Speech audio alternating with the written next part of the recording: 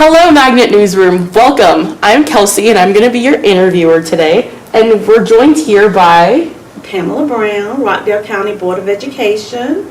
I am the chair for the board. Okay, thank you. So we're going to go ahead and get started. Miss Pam, what's your, path to education? Tell me about how you got involved in education, what you majored in college, all of that. Oh my goodness. Okay, so I went to college to study business. And then I got an MBA, master's degree.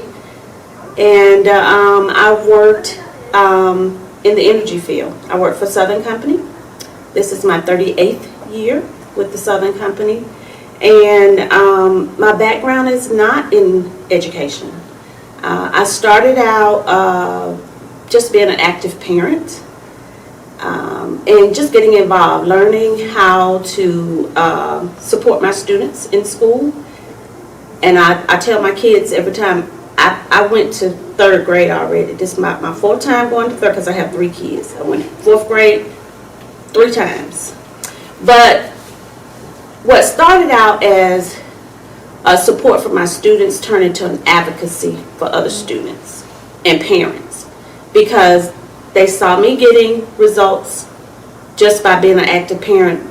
They couldn't be there, and they asked me to be there for their students. And it just built up to becoming a passion and an advocacy. And I started going to board meetings. I started learning about the budget because that's what I do. I deal with a lot of fundings, projects, and it just interests me to see how we build a budget and how we allocate our budget as well. And so I was very familiar with that part. I am also policy and procedure individual with the Southern Company. I've worked in that division, and so that's one of the things that a board member is responsible for, and so I was very interested in that. And so at the time I didn't know that's what board members were supposed to be responsible for. I just wanted to be a part of it because I thought I was the best parent and the greatest advocate for Rockdale County Public Schools, and so I ran. And when I got on the board, I realized that there were only 4 things that a board member is supposed to do. And that is hire a superintendent, create, update, and change policies, also balance a budget, and make sure that we have operations and maintenance for schools. And so not knowing that day-to-day operations, that's not my responsibility. So I had to regroup, the reason why I came on the board, and learn how to really be a great board member. And so I think that's what I do. But luckily, I'm a parent. I still have children in the system, so I've been able to be creative and still get involved with the students here in Rockdale County because they're my neighbors, they're my kids' friends, and so it just kept me engaged and involved. But because I have an energy background, which is a STEM background, I also have served as judges over the years for the Magnet School, science project, robotics clubs at the local elementary schools, and I just stayed involved. And basically, that's me. As you can see, I don't have an educational background, but I am very well educated, and I've educated myself with the operations of how things should go in a school district. Yes, ma'am, you're very influential. I love how you have a background in business, but you still found a way to immerse yourself amongst education. And I know that education is a really big deal for any student, and it's a very particular process with education. How long have you served as a board member for Rockdale County? I am in my 2nd term, which is my 8th year. And each term is 4 years.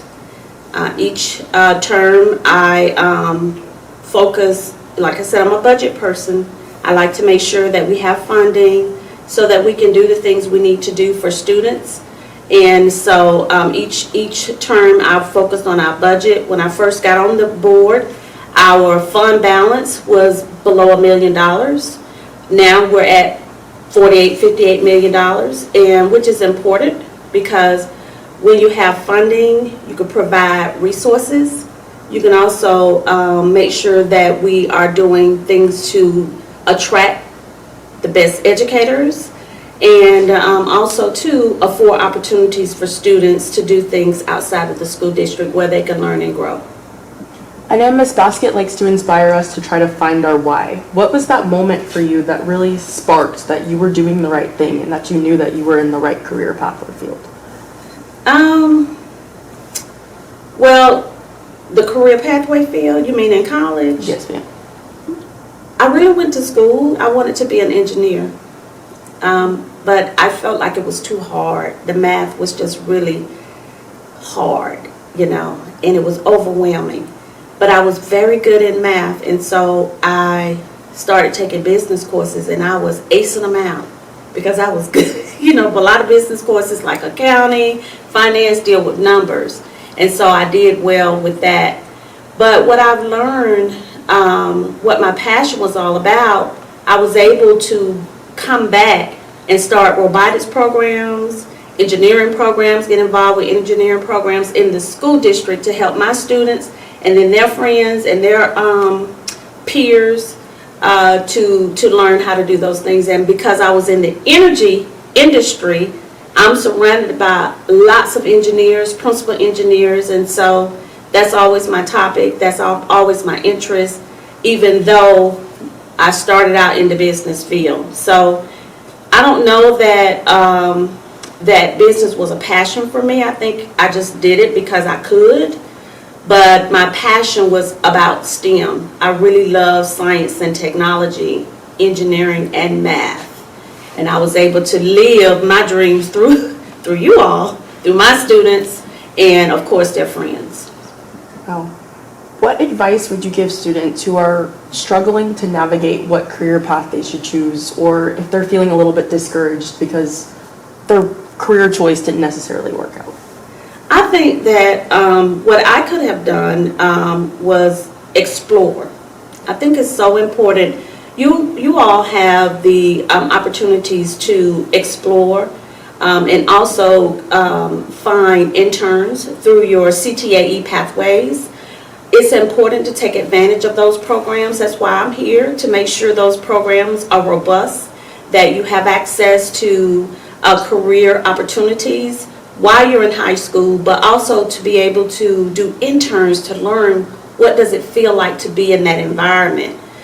If I had that opportunity, I believe that I would have felt more comfortable about going to school to be an engineer. I wouldn't have felt threatened or intimidated, especially if I had already been around that. And so that is the one thing that I encourage most of our students to do when I have the opportunity to talk with them, is to take advantage of being able to go out and venture and to visit these places that interest you. You might feel like you might want to do engineering today, but you might like business too. Explore it all. Thank you. There's been a recent change, especially after COVID. How did the board kind of handle all of the changes that came with COVID, and how have you seen your students change and thrive with those changes that you guys made? I think there were a few types of different students. Some students, they really like being in person. And so I felt like once COVID changed, some of our students were sad that they couldn't be in their school environment. I saw some of that. My students at home were getting bored. They just didn't like being in front of the computer. But once we were able to get back into the schools, to be able to offer diverse learning platforms was a positive, because you still have students that were uncomfortable about being face-to-face because they may have experienced people in their families that may not have survived COVID, and it made them, uncomfortable. And of course, they want to keep a safe environment. And so the fact that we were able to offer virtual school for them is a plus. And really, probably, I would say some of those students eventually move back into the school, but we do still have those who want to work virtually as a student. That's the way things are in society. I work from home now in my environment. Although we do a hybrid model, which is what the school is offering, it's important to be diverse in what we can do so we can keep everyone engaged in the way that makes them feel comfortable. And our last question, as you look to the future of Rockdale County, what is your vision? What do you hope to achieve within the next 5 to 10 years? Well, okay, so I want our students to aspire to be the greatest and the best that they can be. I see that happening. I see you all growing. One of my missions this year is for the schools to increase scholarships so that our students can afford to go to college. I want us to have opportunities that we are passionate about, and that's why we have increased pathway opportunities in RCA, because that really gives a student the opportunity to see what it feels like to be in the healthcare environment, to be a barber, to go into automotive, you know. And so I want our school to always be a trendsetter, you know, in education. That is my focus and that is my goal, because it creates opportunities for students, but it also lays a foundation and a historic way for people that are coming behind us. Thank you so much, Ms. Brown. That was such a great interview, and it was really nice to just get to hear more about your background and your overall vision for Rockdale County. Yes. Thank you.